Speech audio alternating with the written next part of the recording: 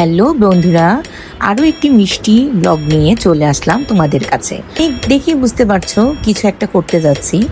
আসলে অনেক দিন ধরে আমার ঘরের শিবলিংটা অভিষেক দুধের জলের ছোঁয়ায় একদম কেমন জানি ক্ষয় হয়ে যাচ্ছিল।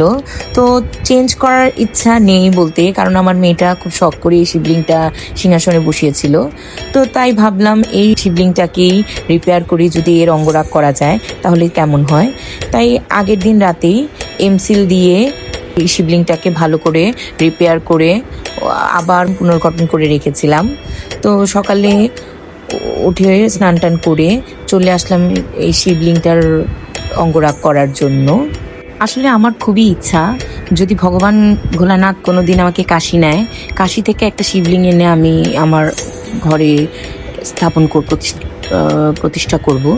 তো এখন দেশের সার্কামস্টেন্সের জন্য আর ওইভাবে যাওয়া হচ্ছে না। তো মনে একটা অপূর্ণ ইচ্ছা আছে, যদি কখনো কাশি যাই ভগবান বিশ্বনাথের দুয়ারে, তো ওইখান থেকে একটা শিবলিং এনে অবশ্যই আমি প্রতিষ্ঠা করব। ততদিন পর্যন্ত মেয়েটা যেহেতু শখ করে খেলার ছলে ছলে সিংহাসনে শিবলিংটা বসিয়েছে, তো আমার শাশুড়ি তখন বলল যে আর শিবলিংটা যেহেতু বসিয়ে ফেলেছে, তাই আমরা যতটুকু পারি বাবাকে বেলপাতা জল ফুল দিয়ে বাবাকে পূজা করার চেষ্টা করি আর কি। বাকিটা বাবা নিজেরটা নিজে করে নেন।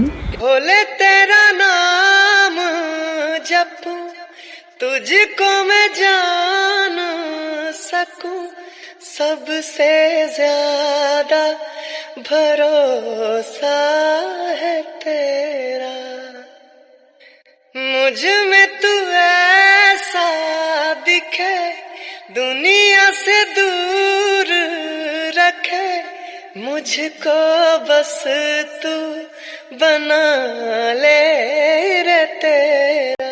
আসলে এত বড় একটা স্পর্ধা করব কখনো চিন্তাও করিনি, কল্পনাতেও আসেনি।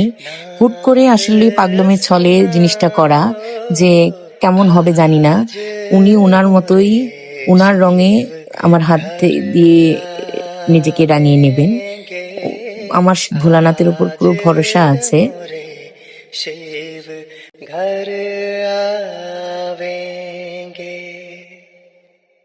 ओरी सखी मंगल गारी, शिव चर्चा करारी, आज उतरेगी शिव की सवारी,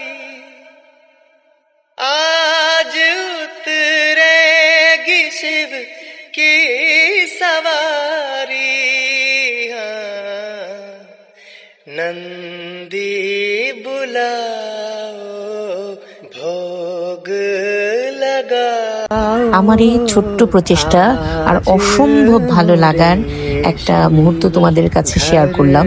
জানি না কেমন হয়েছে, ভুল ত্রুটি ক্ষমা দৃষ্টিতে রেখে সুন্দরভাবে আমাকে সাপোর্ট করে যেও, যেমনটা করে আসছো।